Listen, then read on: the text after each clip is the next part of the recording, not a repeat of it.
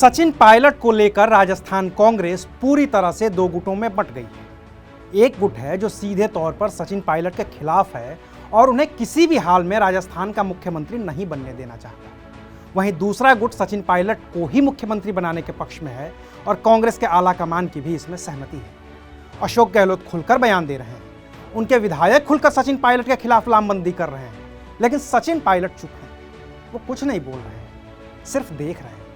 तो आखिर इतनी बड़ी बगावत के बीच सचिन पायलट चुप क्यों है? और ये जो बड़ी बगावत जिन सचिन पायलट के लिए ही हो रही है, उनकी चुप्पी का राज क्या है? आज बात इसी मुद्दे पर। नमस्कार, मैं हूं अविनाश और आप देख रहे हैं अनकट। 25 सितंबर की शाम 7 बजे राजस्थान कांग्रेस के विधायक दल की एक बैठक बुलाई गई थी। इस बैठक में ही राजस्थान के अगले मुख्यमंत्री का नाम तय हुआ था। लेकिन इस बैठक से पहले ही अशोक गहलोत के खेमे के विधायकों को भनक लग गई कि आला कमान की ओर से राजस्थान के अगले मुख्यमंत्री के तौर पर सचिन पायलट का नाम फाइनल कर दिया गया है। विधायक भड़क गए। हालांकि इस विधायक दल की बैठक में ऑब्जर्वर के तौर पर दिल्ली से मल्लिकार्जुन खड़गे और अजय माकन को भी शामिल होना था, लेकिन गहलोत समर्थक विधायकों ने बैठक का ही बहिष्कार कर दिया। रात होते होते 90 से ज्यादा विधायक विधानसभा अध्यक्ष सीपी जोशी से मिले और उन्हें अपना इस्तीफा सौंप दिया। हालांकि इस इस्तीफे का कुछ होना नहीं है, ये विधायक भी जानते हैं। फिर भी गहलोत समर्थक विधायकों ने इस पूरे गतिरोध को खत्म करने के लिए 3 शर्तें रखी। पहली तो यही कि राजस्थान का अगला मुख्यमंत्री 19 अक्टूबर के बाद ही तय, यानी कि जिस दिन कांग्रेस के राष्ट्रीय अध्यक्ष के चुनाव के नतीजे आ जाएं और अशोक गहलोत की जीत सुनिश्चित हो जाए, उसके बाद ही मुख्यमंत्री बदला जाए। दूसरी शर्त यह कि सचिन पायलट की पिछली बगावत यानी कि साल 2020 की बगावत के वक्त जिन 102 विधायकों ने गहलोत सरकार को समर्थन दिया था, मुख्यमंत्री उनमें से ही हो। और तीसरा ये कि नए मुख्यमंत्री का नाम खुद अशोक गहलोत ही तय करें, जो लगभग तय कर चुके हैं कि सीपी जोशी ही होंगे। लेकिन ये जो पूरी कवायद एक शख्स सचिन पायलट के इर्द गिर्द घूम रही है, वो फिलहाल चुप है। सचिन पायलट ने पिछले कुछ दिनों से कुछ भी नहीं बोला है।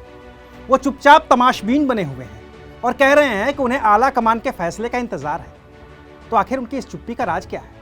क्या सचिन पायलट अपनी हार मान चुके हैं, या फिर वो अपनी जीत को लेकर इतने आश्वस्त हैं कि उन्हें कुछ भी बोलने की जरूरत ही नहीं है?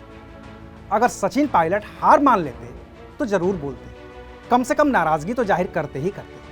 वो खुद नहीं करते तो अपने खेमे के किसी विधायक से करवाते, लेकिन उनके विधायक भी चुप्पी साधे हैं। और इसकी वजह शायद ये है कि सचिन पायलट चुपचाप आला कमान की ओर देख रहे हैं, जिनका फैसला सचिन पायलट के पक्ष में होता दिख रहा है।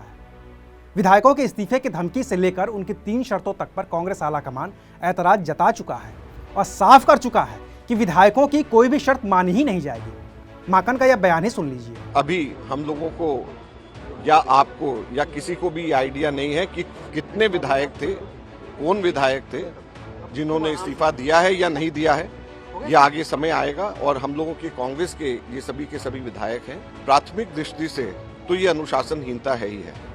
जब एक ऑफिशियल मीटिंग बुलाई गई है और उसी के पैरेलल अनऑफिशियल कोई मीटिंग बुलाए, तो ये प्राथमिक दृष्टि से तो अनुशासनहीनता है। आगे इसके ऊपर देखेंगे क्या कार्रवाई होगी। ऐसे में सचिन पायलट की सारी उम्मीदें सोनिया और राहुल हैं, जो उन्हें मुख्यमंत्री बनाने की हरी झंडी दे चुके हैं।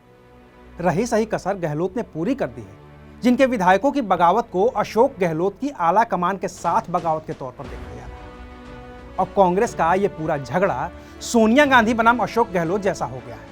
और जाहिर है कि जब लड़ाई सोनिया गांधी या फिर राहुल गांधी के खिलाफ होती दिखेगी, तो अधिकांश कांग्रेसी सोनिया राहुल के पक्ष में ही आएंगे। सचिन पायलट शायद इसी वक्त का इंतजार कर रहे हैं कि सांप भी मर जाए और लाठी भी न टूटे, यानी कि उनका नाम भी ना आए, उनकी किसी बात का बतंगड़ भी ना बने और वो खुद राजस्थान के मुख्यमंत्री बन जाए।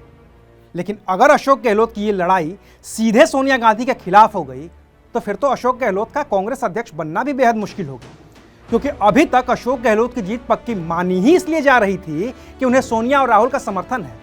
अब अगर अशोक गहलोत ने सोनिया राहुल के खिलाफ ही मोर्चा खोल दिया, तो वो हो सकता है कि संख्या बल के आधार पर राजस्थान के मुख्यमंत्री तो बने रह जाएं, लेकिन कांग्रेस आला कमान बनने का उनका सपना शायद ही पूरा हो पाए।